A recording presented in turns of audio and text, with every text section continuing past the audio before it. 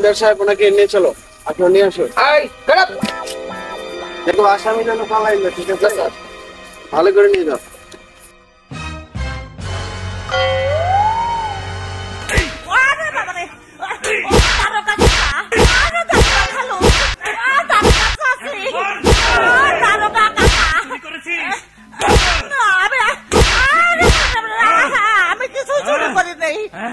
তুই সাদ আলীর ঘরের বেড়া কেটে 40 মণ ধান চুরি করেছিস।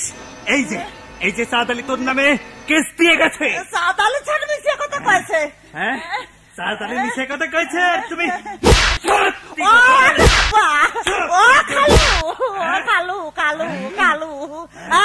আমি নাচি ধান বাড়িতে নিয়ে ওজন করে দেখি 10 মণই হয় না, 40 মণের কেস দিল কি করে? মিথ্যাবাদী বেঈমান।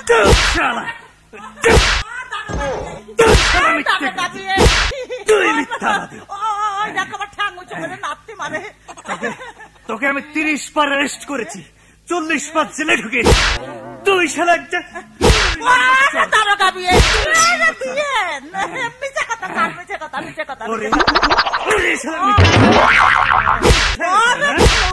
গ্রামের মানুষ সকলেই কই 1 নম্বর চোর, আর আপনি কোন 2 নম্বর মিছে কথা হলো না?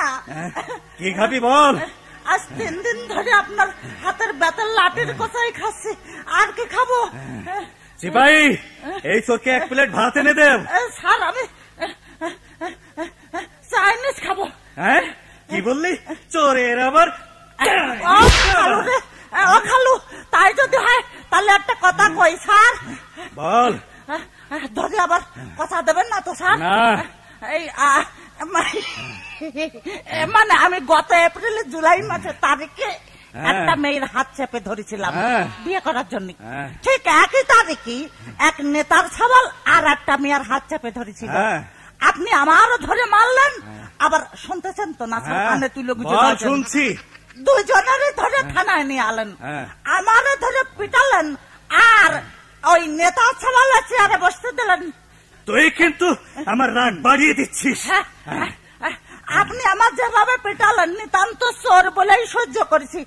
এর পরে 2 জনের জেলে পাঠালেন, আমার ঢুকলেন মতির গন্ধকায় সেই রুমে, আর নেতা সওয়ালের ঢুকলেন এয়ার কন্ডিশন রুমে।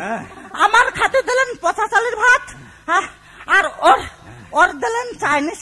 এ কেমন বিচার? ওটা প্রেসিডেন্টের ছেলে, আর তুই তো শালা চোর। কিন্তু কেস তো দুটোই নারী ঘটিত, আইনের বেলায় কেন দুটো এক হলো না স্যার? ওরে হারামজাদা, তুই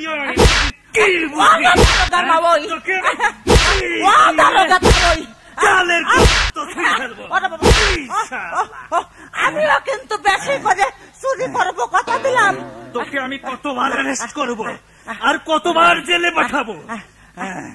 দাসে যদি চোর না থাকতো তাহলে আপনার মতো দারোগারও দরকার থাকতো না। এক্ষুনি দড়ি দিয়ে পা বেঁধে তোর আমি উল্টো করে গাছের কাপড় চোপড় নষ্ট হয়ে গেলে কিন্তু আমার কোনো দোষ নেই। ওরে শালা,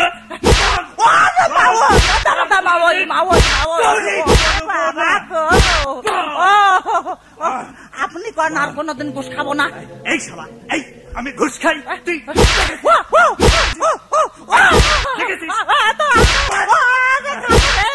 আমি চুরি করেছি, আপনি দেখেছেন? ছাড় দারোগা আব্বা, ও দারোগা আব্বা, এই দড়িটা একটু ঢিলা করে দেন, ব্যথা নাগে। কি শর্ত স্যার? তুই আর চুরি করবি না? ঠিক আছে স্যার, কালকে আমি আর চুরি করবো না, কালকে স্যার ডাকাতি করবো।